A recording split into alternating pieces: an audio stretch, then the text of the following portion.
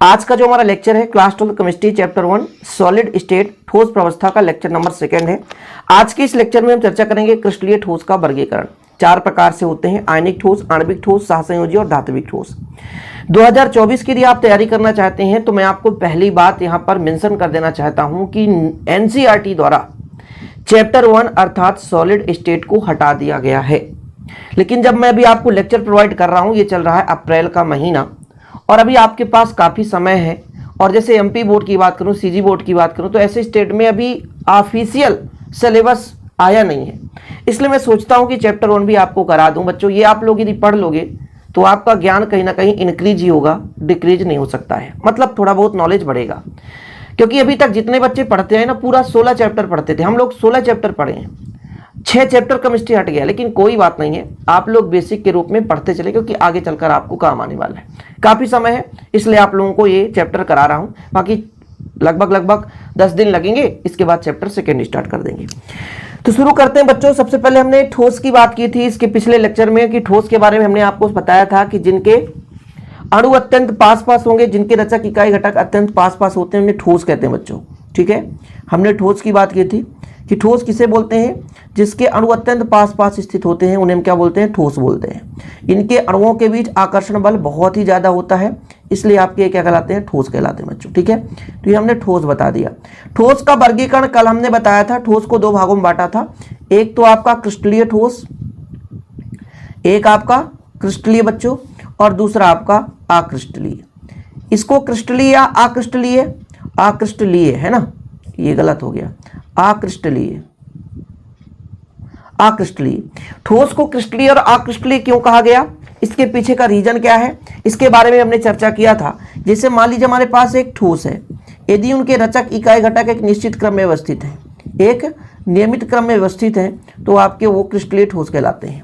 जब अक्रिस्टलीय की बात आ गई थी भैया, तो अक्रिस्टलीय में कोई निश्चित क्रम नहीं है, कहीं भी आपको मिल जाएगा देखने को।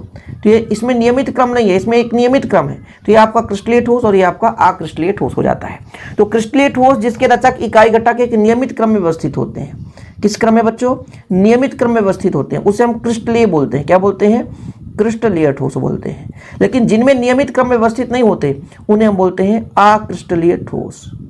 क्या बच्चों, अक्रिस्टलीय ठोस, अर्थात जिनके रचक इकाई घटक एक नियमित क्रम में व्यवस्थित होते हैं, उन्हें हम क्या बोलते हैं, क्रिस्टलीय ठोस। यानी ऐसे ठोस जिनके रचक इकाई घटक एक नियमित क्रम में व्यवस्थित रहते हैं, उन्हें हम क्रिस्टलीय ठोस कहेंगे। और अक्रिस्टलीय ठोस में बच्चों जिनके रचक इकाई घटक नियमित क्रम में व्यवस्थित नहीं रहते। जैसे आप लोग विद्यालय में जब आप पढ़ाई करते हैं तो उसके पहले प्रार्थना होती है, तो प्रार्थना में सभी बच्चे एक नियमित क्रम में व्यवस्थित रहते हैं। 10th का बच्चा 10th की लाइन में, 11th का बच्चा 11th की लाइन में, 12th का बच्चा 12th की लाइन में, ऐसे एक नियमित क्रम में, तो क्रिस्टलीय हो गया। लेकिन यदि आप छुट्टी के टाइम में देखो, सभी बच्चे तितर बितर रहते हैं, कोई पंक्तिबद्ध नहीं रहता है ना। या कि आप मान लीजिए प्रेयर के पहले का समय देखो, प्रेयर हो जाता है जब आपको अपने कक्ष रूम में जाना होता है, तो ऐसे ही बच्चे चल देते हैं। यदि आपके ग्राउंड में खेल हो रहा है, तो फिर वहां पर बच्चों को देखो इकट्ठा कैसे बैठेंगे, क्या क्रम से बैठेंगे, कभी कोई नहीं फॉलो करता, तो आपका अक्रिस्टलीय हो गया। मतलब जब नियमित क्रम में कोई व्यवस्था होती है तो वहां पे क्रिस्टलीय ठोस, और जब अनियमित हो जाता है तो अक्रिस्टलीय ठोस। इसी नियमित क्रम में व्यवस्था के आधार पर क्रिस्टलीय ठोस को 4 भागों में बांटा गया है, आयनिक ठोस, आणविक ठोस, सहसंयोजी ठोस और बच्चों धात्विक ठोस। ये किस आधार पर बांटा गया है, तो इसके रचक इकाई घटक के आधार पर बांटा गया है। रचक इकाई घटक किसे कहते हैं, शाब्दिक अर्थ बहुत अच्छे से समझना चाहिए। रचक, देखो रचक मतलब जिससे बना है, रचक इकाई मतलब घटक, रचक इकाई घटक, घटक मतलब पदार्थ। ठीक है, अब रचक मतलब जिससे रचना हुई है, उस इकाई का नाम क्या है, वो हो सकता है अणु, या हो सकता है परमाणु, या हो सकता है आयन, या हो सकता है धातु परमाणु। तो रचक इकाई घटक का मतलब जिससे पदार्थ की रचना हुई है, जिससे पदार्थ की रचना हुई है, जिससे मिलकर के पदार्थ बना हुआ है। तो यहाँ पर ठोस है, तो जिससे मिलकर के ठोस बना हुआ है उसे हम बोलेंगे उसका रचक इकाई घटक। जैसे हमारे पास ये आयनिक ठोस है, इसका रचक इकाई घटक आप लोगों को बताना है। तो ये आयन से मिलकर बना होता है, किससे बच्चों, आयन से मिलकर बना होता है। आणविक ठोस किससे मिलकर बना होगा, अणु से मिलकर बना होता है। किससे मिलकर बना होता है, अणु से मिलकर बना होता है। सहसंयोजी ठोस किससे मिलकर बना होता है, ये परमाणु से मिलकर बना होता है। किससे मिलकर बना होता है, परमाणु से।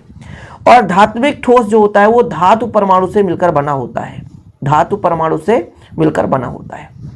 देखिए आपको 2 मिनट यदि अच्छे से मान लीजिए यहाँ पर समय दे देते हैं तो आपको क्लियर हो जाएगा चारों ठोस, इसमें कुछ है नहीं। रचक इकाई घटक के आधार पर, रचक इकाई के आधार पर इनको हमने बांटा है कि किससे ये बनकर तैयार हुए हैं, रचक इकाई के आधार पर। आयनिक ठोस का रचक इकाई घटक यानी संरचनात्मक इकाई जो है आयन है। आयन में आपका हो सकता है धनात्मक हो सकता है या ऋणात्मक हो सकता है, दो चीज से मिलकर बना रहेगा, धनात्मक और ऋणात्मक से मिलकर बना रहेगा।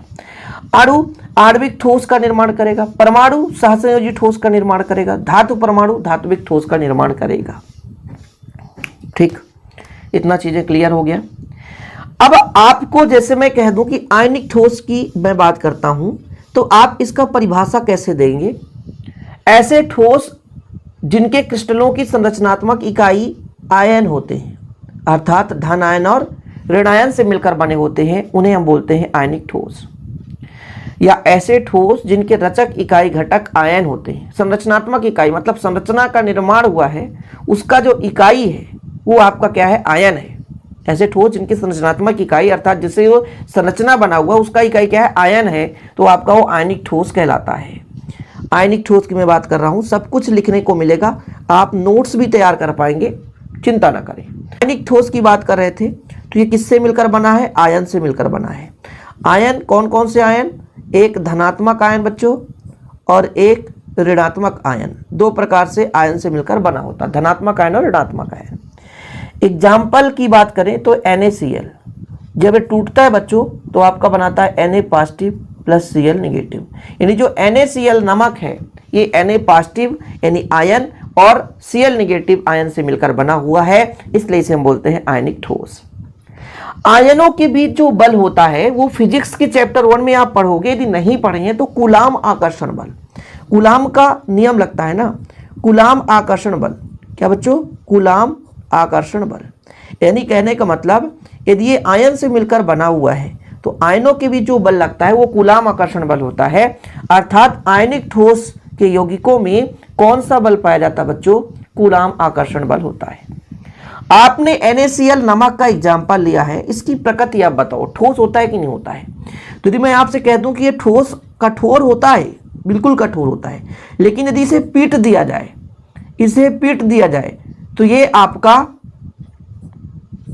चूर्ण के रूप में परिवर्तित हो जाता है, सही है कि नहीं है? आप NaCl नमक का ठर्रा ले लेना, आप लोग क्या बोलते हो आपके आधार पर है, पिसा हुआ नमक मैं नहीं कह रहा हूं, आप उसको देखोगे तो ठोस कठोर रहता है, लेकिन उसको जैसे ही आप पीसा जाता है ना, तभी तो सब्जी में डालते हैं, अपने देहाती में उसी नमक का प्रयोग किया जाता है जो बोरी में आता है ना, बड़े बड़े है ना, छोटे छोटे टुकड़ों के रूप में जो रहता है, वो पिसा हुआ नमक नहीं कि 10 रुपए वाली पैकेट, वो बहुत ही कम यूज होता है। गांव में बोरी ले आए 100 रुपए का, साल भर चलता है। तो वही नमक हम बात करें कि एकदम कठोर होता है और यदि उनको ठोक पीट दिया जाए तो भंगुर हो जाता है, मतलब टूट भी जाता है।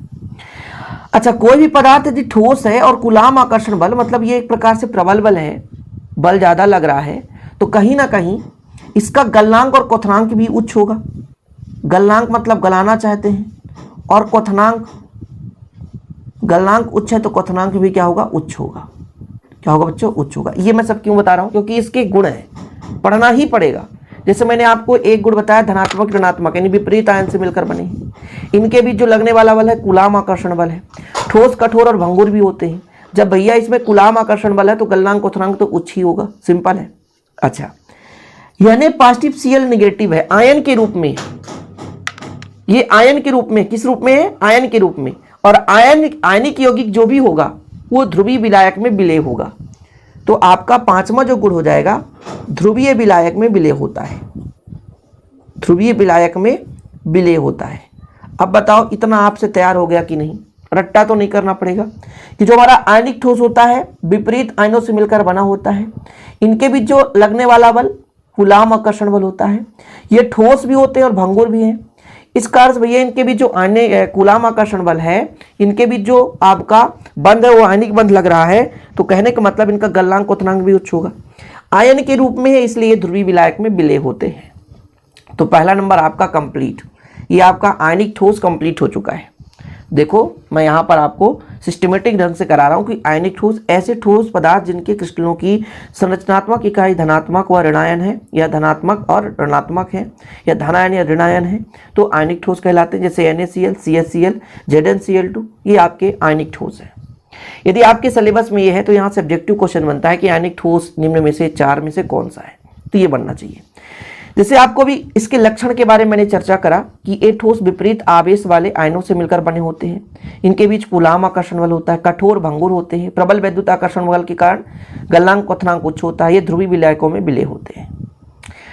यदि नमक की बात की जाए तो नमक क्या वाष्पित होता है, आप ही बताओ, वाष्पित होता है क्या? यदि वाष्पित हो जाए तो पानी के साथ साथ सब्जी का नमक भी उड़ जाए तो ये अवाष्पशील होता है। इसलिए हम कह सकते हैं कि नमक यदि अवाष्पशील है, NaCl अवाष्पशील है, तो आपका आयनिक ठोस जितने भी होगी वो भी अवाष्पशील होते हैं। ठीक, नमक यदि ठोस अवस्था में बच्चों तो उसमें धारा प्रवाहित तो नहीं होगा, लेकिन जब वो विलयन की अवस्था में आ जाएगा, NaCl Na positive Cl negative, पिछले साल मैंने इसका एक्सपेरिमेंट करके दिखाया था कि यदि आप पानी में नमक डाल दो तो उसमें विद्युत धारा का प्रवाह होने लगता है, क्योंकि वहां पे NaCl और Cl नेगेटिव तैयार हो जाता है, आयन के कारण धारा प्रवाह होने लगता है।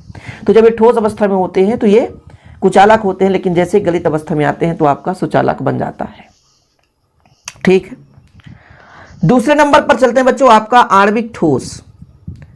आणविक ठोस की मैं बात करूं तो आणविक ठोस में आप बताओ, आणविक ठोस का जो संरचनात्मक इकाई है वो किससे मिलकर बना हुआ है? अणु से मिलकर बना हुआ है। किससे मिलकर बना हुआ है? अणु। ठीक है, अणु से मिलकर बना हुआ जो आपका ठोस होगा वो आणविक ठोस कहलाएगा। एग्जाम्पल के रूप में जैसे हाइड्रोजन परमाणु आपस में यदि मिल जाए तो अणु बन जाता है, जैसे आयोडीन Hi2 ये आपका अणु है, मीथेन CH4 ये आपका अणु है, बर्फ H2O इसे हम बर्फ कह सकते हैं, ये आपके अणु के रूप में है। तो ये इनके जो रचनात्मक इकाई घटक है वो आपके अणु होते हैं। ऐसे ठोस पदार्थ जिनके क्रिस्टलों की संरचनात्मक इकाई अणु है उसे हम बोल देंगे आणविक ठोस। क्या बोलेंगे बच्चों? आणविक ठोस। अर्थात यहाँ पर जो आपका इकाई है वो अणु है, तो पहला आपका लक्षण बन गया कि ये ठोस अणुओं से मिलकर बने होते हैं। जब भी अणुओं की बात आ जाए बच्चों, जब भी अणुओं की बात आ जाए तो वहां पर जो बल लगता है वो वान डर वाल्स बल लगता है, वान डर वाल्स बल। ठीक है, वान डर वाल बल ऐसा। ठीक है, आप लोग लिख लेना वान डर वाल बल। जब भी अणुओं की बात आएगी तो वहां पर जो बल लगता है वो कौन सा बल लगता है? वान डर वाल बल। बिल्कुल, ये चीज आप लोगों को नोट करना है कि पहला लक्षण हो गया अणु से मिलकर बना हुआ है, और दूसरा लक्षण हो गया ये बच्चों कहीं ना कहीं आपके इनके भी जो बल है वो वान डर वाल्स बल है। आप लोग देखे होंगे जो बर्फ है वो ठोस तो है, लेकिन कहीं ना कहीं थोड़ा बहुत मुलायम भी इसको हम कह सकते हैं। ठोस मुलायम है। क्या? ठोस मुलायम है। इतना भी नहीं कि बिल्कुल बहुत ही कठोर है, ऐसा नहीं है। कठोर नहीं, हम आयनिक क्योंकि बोले थे कठोर, ठोस है लेकिन कठोर है, और ये ठोस है किंतु मुलायम है।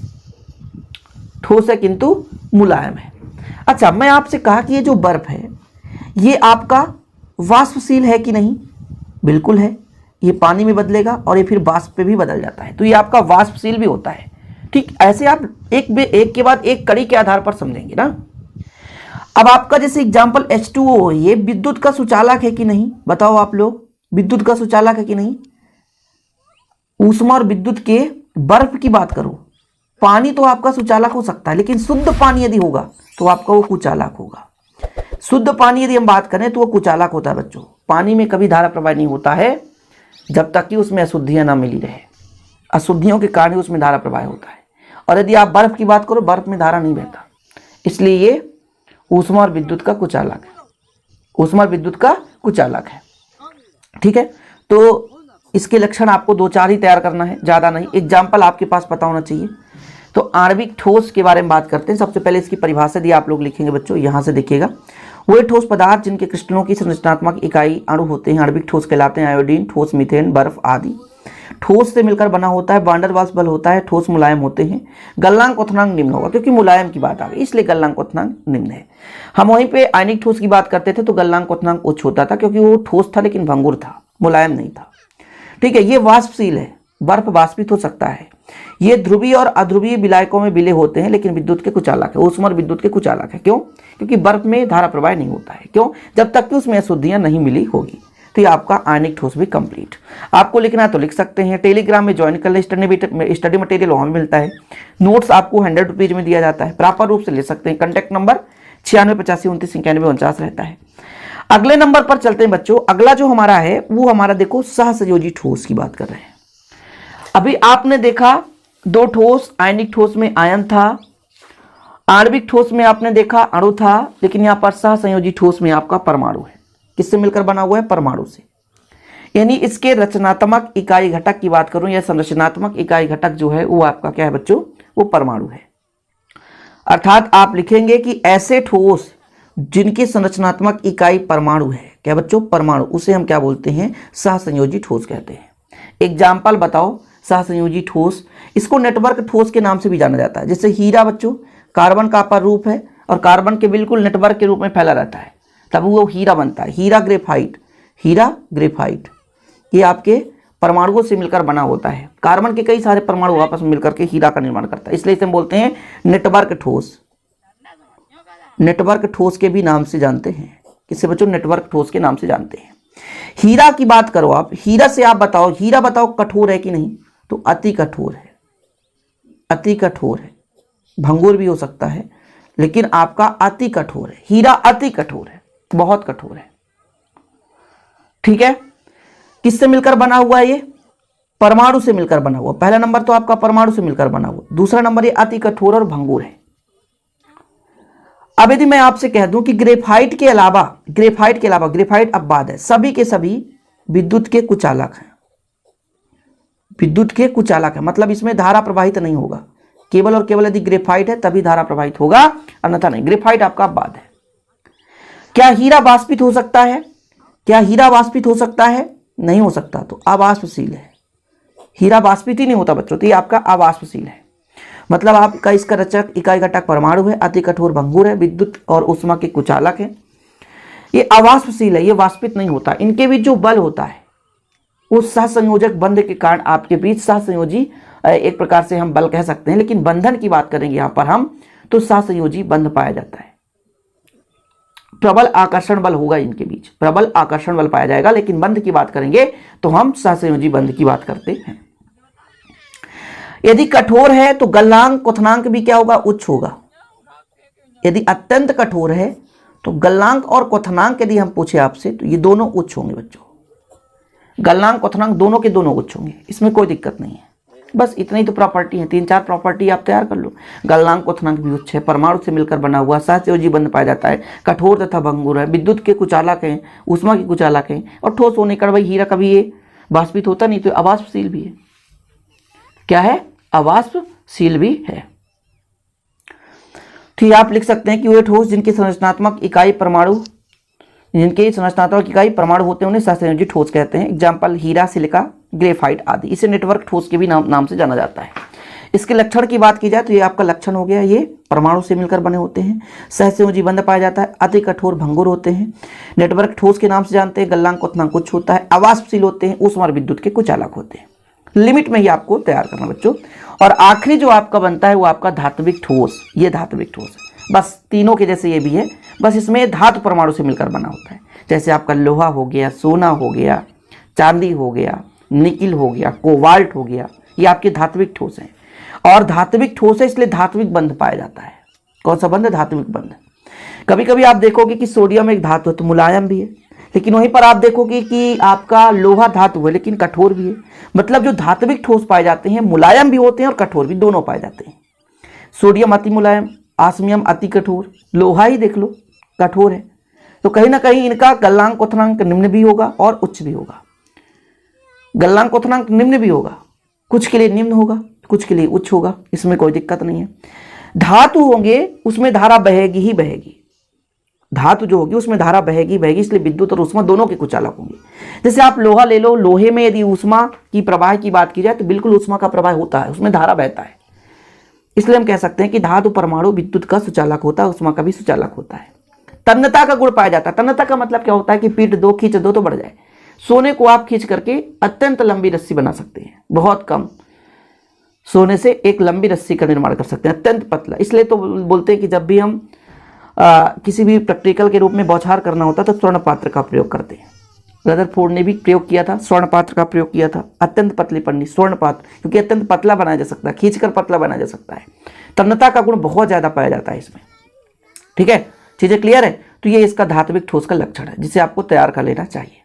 बिल्कुल सिमिलर है। उम्मीद करता हूं कि चारों ठोस आपको क्लियर हो गया होगा। इसमें यदि पहली बार आए हैं तो चैनल को सब्सक्राइब कर लें। ऐसी वीडियो पाने के लिए प्लीज बेल आइकन प्रेस जरूर कर लें। लगातार आपके लिए निरंतर फ्री ऑफ कॉस्ट यूट्यूब पे क्लासेस दिया जा रहा है। आप लोग बस पढ़ाई करते रहिए। आज के लिए इतना ही। फिलहाल मिलते हैं अगली वीडियो के साथ। जय हिंद, वंदे मातरम।